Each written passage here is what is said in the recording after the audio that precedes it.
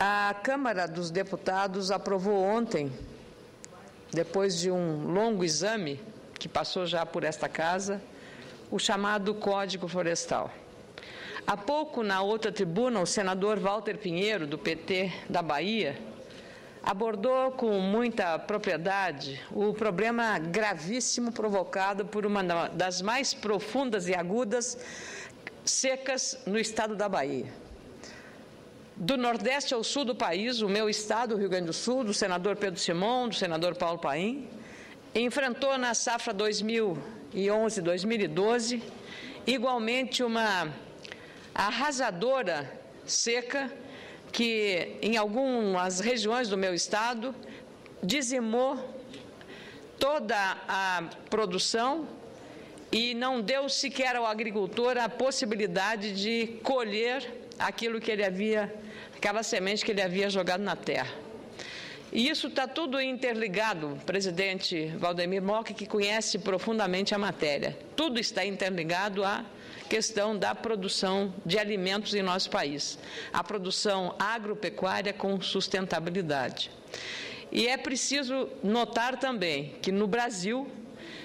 um dos países de maior protagonismo nessa área, a expansão da produção e da produtividade tem sido muito maior do que o aumento da área cultivada. E isso graças ao que há pouco falou aqui o senador Assir Gurgás, à implementação de modernas práticas de produção, as pesquisas da nossa Embrapa no campo da biotecnologia, da agricultura de alta precisão, do manejo adequado da terra. Portanto, o que decidiu a Câmara dos Deputados, na verdade, e aí não se discute o mérito, aqui não se estabeleceu no Senado uma guerra entre ambientalistas e produtores rurais, mas se pôde discutir, inclusive com a sabedoria dos presidentes da Comissão de Meio Ambiente, Comissão de Agricultura, Comissão de Ciência e Tecnologia, Comissão de Constituição e Justiça, num debate conjunto das comissões, inovando dentro desta casa uma forma mais democrática e menos conflitada de temas polêmicos, como foi o caso do Código Florestal. E aqui eu volto, por uma questão até de justiça, ao reconhecimento do trabalho feito pelos relatores, o senador Luiz Henrique da Silveira e também o senador Jorge Viana, que fizeram um trabalho exemplar de verdadeira arquitetura política e também de conteúdo nas questões mais polêmicas do chamado Código Florestal. E desta casa saiu um entendimento que eu considero o mais politicamente perfeito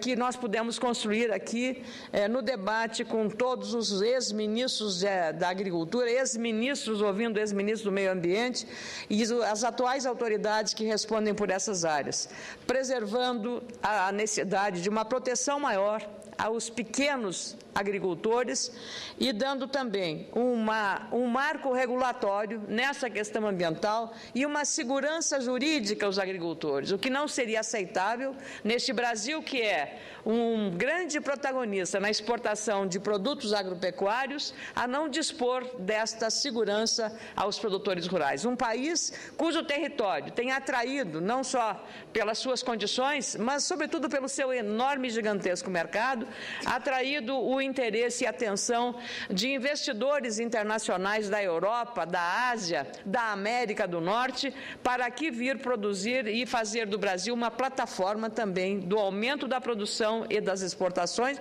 aproveitando, claro, este gigantesco mercado interno que é criado em função do aumento do poder aquisitivo da população, que nós todos reconhecemos. Pois é exatamente esse marco regulatório que foi aprovado. E, claro, que seria conveniente que o que esta Casa aprovou tivesse sido acolhido pela Câmara, mas nós não podemos, do ponto de vista institucional e político, fazer objeções ao direito que a outra Casa, a Câmara Federal, teria para examinar a questão. Outras matérias, tão polêmicas quanto essa, como, por exemplo, em relação ao ato médico ou à legislação que regulamenta o exercício da medicina, esta Casa Casa produziu, depois de um entendimento muito profundo com todas as entidades da área do campo da saúde e da medicina, produziu um relatório com muita habilidade pela senadora Lúcia Vânia, do PSDB de Goiás, e que foi na Câmara modificado e voltou para o Senado, que era a casa de origem. Portanto, a gente entende as razões, mas procura encontrar um caminho de entendimento, de conciliação, porque este é o maior e o melhor espaço para a obtenção de um resultado afirmativo e um resultado que, de fato, atenda à expectativa dos produtores rurais, no caso, e também da área da saúde, no caso que eu refiro agora, especificamente sobre a questão relacionada ao ato médico. Portanto, nós, com isso, eu queria ressaltar o que o Senado vem fazendo, até porque, no caso do relatório do ato médico, não tive participação porque foi encerrado no exercício em 2010, mas no caso do Código Florestal nós tivemos, senador Moca, uma participação ativa e pessoal, Vossa Excelência, muito mais, porque veio da Câmara e lá construiu, e tivemos também, claro, a aplicação do relator original, o agora ministro Aldo Rebelo, que fez um exemplar trabalho em relação ao Código. Então, o que nós ganhamos, o Brasil ganhou, o agricultor ganhou, foi não uma guerra entre ambientalistas ou produtores rurais, mas ganhou sim um marco regulatório que, claro, a presidenta Dilma Rousseff terá o espaço necessário para fazer as correções que o governo, como questão de Estado, considerar necessário para vetar ou sancionar naquilo que for adequado ao interesse nacional. Não há outra maneira de entender esta matéria a não ser sob esta ótica e sob este ponto de vista. O ponto de vista também da legalidade, do marco regulatório e da segurança jurídica para os produtores que estavam ameaçados, sem a existência e aprovação desse código, de estarem na marginalidade e também sendo criminalizados pela ausência e pela omissão de uma legislação adequada. Vamos aguardar agora a manifestação da senhora presidente em relação a esta matéria. Queria também fazer um registro, presidente, porque hoje pela manhã, junto à Comissão de Assuntos Sociais e por minha iniciativa, promovemos uma audiência pública para discutir um projeto do Senado, de autoria do senador Romero Jucá, que trata do cumprimento das sentenças e a execução de títulos extrajudiciais na Justiça do Trabalho. É uma matéria altamente complexa, e requer uma atenção redobrada, porque terei a responsabilidade muito difícil de relatoria junto à Comissão de Assuntos Sociais dessa Casa. Na audiência da manhã de hoje, tivemos a honra de receber o presidente do Tribunal Superior do Trabalho, o ministro João Oreste Dallazen. Também recebemos o presidente da Ordem dos Advogados do Brasil, doutor Ofir Cavalcante, o presidente da Associação Nacional dos Magistrados da Justiça do Trabalho, ANAMATRA, doutor Renato Henri Santana, presidente da entidade. Também recebemos o doutor Estevão Malé, que é da Confederação Nacional das Instituições Financeiras. Também recebemos o doutor Alexandre Furlan, vice-presidente da Confederação Nacional da Indústria, a doutora Lidiane Duarte Nogueira, da CNC, o Pedro Armengol, da CUT, e ainda o Antônio Rosella, que é advogado da Força Sindical, os dois representando os seus respectivos presidentes dessas duas centrais sindicais. Eu considero que foi uma audiência pública muito importante para discutir essa matéria, numa sessão presidida no início pelo senador Cacildo Maldaner, vice-presidente da Comissão de Assuntos Sociais, em que pudemos avaliar com precisão a disposição da Justiça do Trabalho, na pessoa do seu líder, ministro João Oreste Dallazen, de um entendimento com esta Casa para que se possa construir uma alternativa a este projeto que atenda aos interesses e se mantenha a segurança jurídica necessária. É claro que temos aqui uma preocupação muito grande, não apenas com a proteção dos direitos dos trabalhadores, cujo líder, senador Paulo Paim, é um defensor ardoroso nesta casa, junto com outros parlamentares, mas também criar uma segurança jurídica nessas relações de capital e trabalho que não desestimulem o ambiente para os empreendedores e crie, ao contrário, mais condições de geração de trabalho e emprego em nosso país. Neste novo cenário que se desenha com a modernização das relações de capital e trabalho, neste que não é mais o mercado de trabalho, mas o mundo do trabalho em constante transformação, dadas as novas relações que nós temos em atividades que não haviam há uma década atrás, como, por exemplo, a área do e-commerce ou atividades correlatas em setores muito dinâmicos da economia brasileira.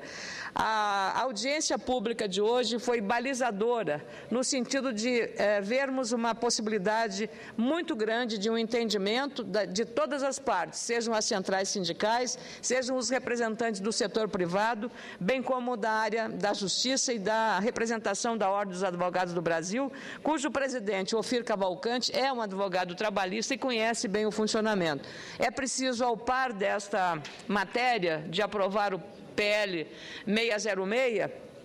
encontrar caminhos alternativos também para tornar mais ágil, mais rápida a Justiça do Trabalho. O próprio presidente da OAB lembrou que o caso do Tribunal Regional do Trabalho da 8ª Região, existe um sistema bastante rápido e fluido. Em 48 horas são feitas as liquidações dessas sentenças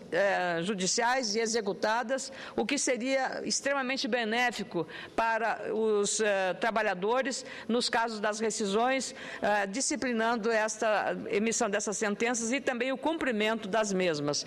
Penso que esta, junto com outras ideias que foram apresentadas nessa audiência pública, formarão um conjunto de sugestões e de entendimento de que a matéria é importante, precisa ser aprovada, mas nós o faremos dentro de uma base de entendimento com o presidente do Tribunal Superior do Trabalho e as demais autoridades que trataram do assunto hoje na Comissão de Assuntos Sociais.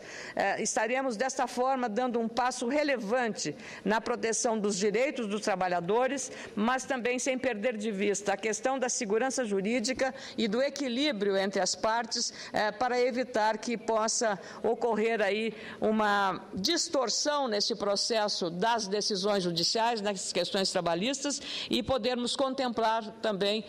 uma regulamentação que esteja substancialmente equilibrada nas questões de justiça, da legalidade e do equilíbrio.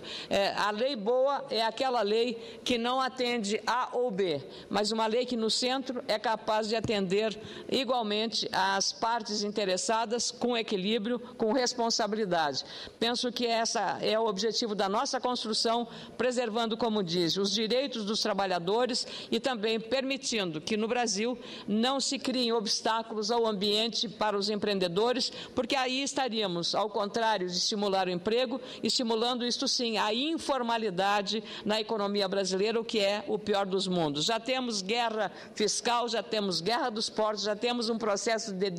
desindustrialização e não seria adequado nem positivo para a economia brasileira e para a oferta do emprego e do trabalho que nós criássemos dificuldades para esses setores aumentarem o seu desenvolvimento, especialmente quando se tratam de pequenas e médias empresas, sejam elas do comércio, da indústria ou de serviços. É preciso exatamente atentar para essa necessidade de um ambiente harmônico nessas relações. Eram essas as considerações que eu tinha a oferecer, caro presidente Valdemir Moca, nessa tarde de quinta-feira, um dia de muito trabalho nesta casa. Muito obrigada.